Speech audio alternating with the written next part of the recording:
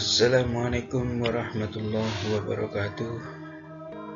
Bertemu lagi dengan Ustadz di video lanjutan mata pelajaran fikih. Apa kabarnya anak Ustadz semua?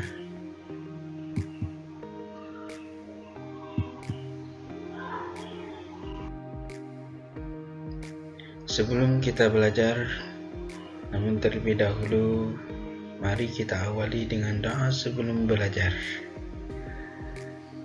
A'udzu billahi minasyaitonir rajim. Bismillahirrahmanirrahim. Rabbi zidni ilma warzuqni fahma. Rabbi israh li sadri wa yassir li amri wahlul 'uqdatam min lisani yafqahu qawli. Amin. Kemudian membaca basmalah Bismillahirrahmanirrahim. Dilanjutkan dengan menyiapkan buku pelajaran fikih.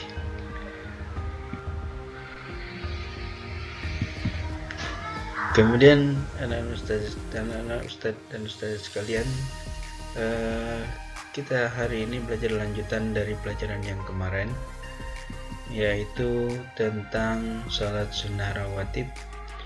Kemarin sudah Ustaz jelaskan di video sebelumnya bahwa jumlah rakaat sholat sunnah rawatib yang muakkad kemarin ada 10 rakaat, yaitu 2 rakaat sebelum salat subuh, 2 rakaat sebelum zuhur, 2 rakaat sesudah zuhur, 2 rakaat sesudah maghrib, dan 2 rakaat sesudah isya.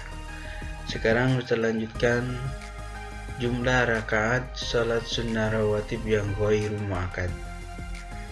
Yang ghairu muakkad itu ada 2 rakaat sebelum dan sesudah zuhur, tetapi pelaksanaannya ketika selesai melaksanakan yang muakkad dahulu. Kemudian 4 rakaat sebelum sholat asar, 2 rakaat sebelum sholat maghrib, dan 2 rakaat sebelum isya. Anak-anak sekalian, kita lanjutkan dengan yang selanjutnya.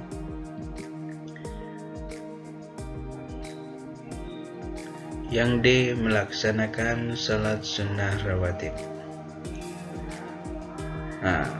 Kemudian kita belajar tentang niatnya, niat salat sunnah rawatib. Kalau 2 rakaat sebelum zuhur, usolli sunnataz zuhri rak'ataini qabliyatan lillahi ta'ala.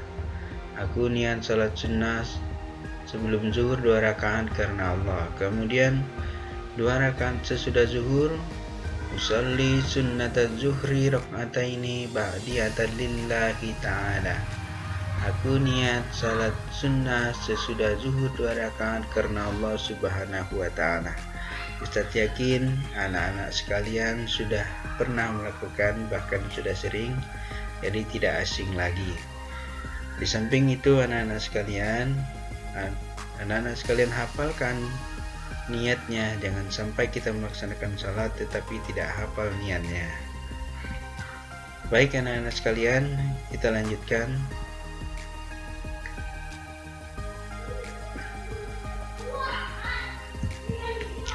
Hikmah dan keutamaan salat sunnah rawatib. Yang pertama, terhindar dari siksa api neraka.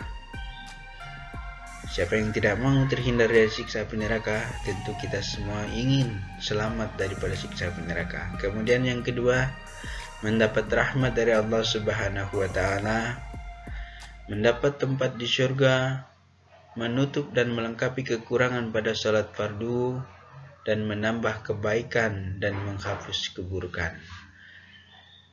Kemudian selanjutnya tata cara salat sunnah rawatib.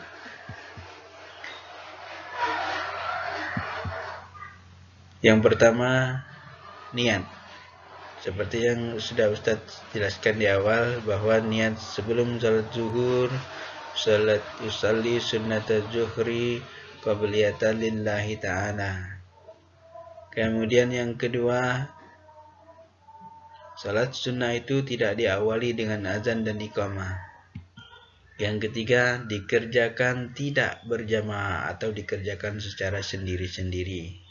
Kemudian yang keempat, bacaan tidak dinyaringkan. Yang kelima, 2 rakaat 1 salam. Kemudian diutamakan bergeser dari tempat kita melaksanakan sholat fardu. Baik anak-anak sekalian, kita lanjut.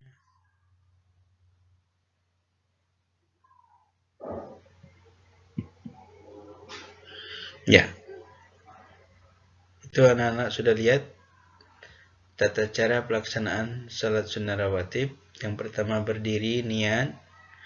Di gambar yang kedua itu takbir, Allahu Akbar. Yang ketiga itu membaca doa iftitah.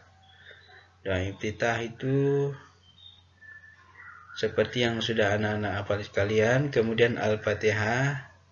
Kemudian surat pendek. Di gambar yang keempat itu ruku. Subhana rabbiyal azimi wa bihamdi 3 kali. Kemudian bangkit dari ruku, i'tidal, samiallahu liman hamidah. Kemudian di gambar yang keenam itu adalah sujud. Subhana rabbiyal a'la wa bihamdi 3 kali. Baik anak-anak sekalian, kita lanjutkan lagi ke pelajaran selanjutnya, yaitu lanjutan dari gerakan salat tadi. Duduk di antara 2 sujud. Bacaannya Rabbi firli wal. Bacaannya ada 8. Rabbi firli warhamni wajburni warfa'ni warzuqni wahdini wa'afini wa'afu anni. Kemudian sujud subhana rabbiyal a'la wa bihamdi, subhana rabbiyal a'la wa bihamdi, subhana rabbiyal a'la wa bihamdi. Kemudian berdiri lagi untuk rakaat yang kedua, sama seperti gerakan yang tadi. Kemudian ada duduk antara duduk tahiyat akhir, tahiyatul sampai selesai. Kemudian di gambar yang ke-11 itu adalah salam. Assalamualaikum warahmatullahi wabarakatuh. Baik anak-anak sekalian, Ustadz lanjutkan. Tadi Ustadz sudah sampaikan dari awal sampai akhir, dan video sebelumnya juga sudah dari awal sampai akhir juga. Kemudian kita sampai di akhir pembelajaran. Ustadz berikan tugas kepada anak-anak sekalian untuk mengerjakan latihan uji kemampuan halaman 14-15 bagian A di buku latihan masing-masing. Kemudian difoto dan dikirim dengan Ustadz, supaya Ustadz bisa memberi nilai atas kemampuan uji coba daripada anak sekalian belajar di rumah. Baik anak-anak sekalian, namun sebelum kita akhiri video ini, video pembelajaran kali ini, Ustadz ingin memberikan kesimpulan bahwa melaksanakan sholat dengan sungguh-sungguh akan mempengaruhi perilaku dalam kehidupan sehari-hari. Kemudian secara ukhrawinya, sesungguhnya penolongmu hanyalah Allah, Rasulnya, dan orang-orang yang beriman yang melaksanakan salat, menunaikan zakat, seraya tunduk kepada Allah. Baik anak-anak sekalian, terima kasih sudah menyaksikan video pembelajaran dari Ustadz. Selamat berjumpa lagi di kesempatan video selanjutnya. Assalamualaikum warahmatullahi wabarakatuh.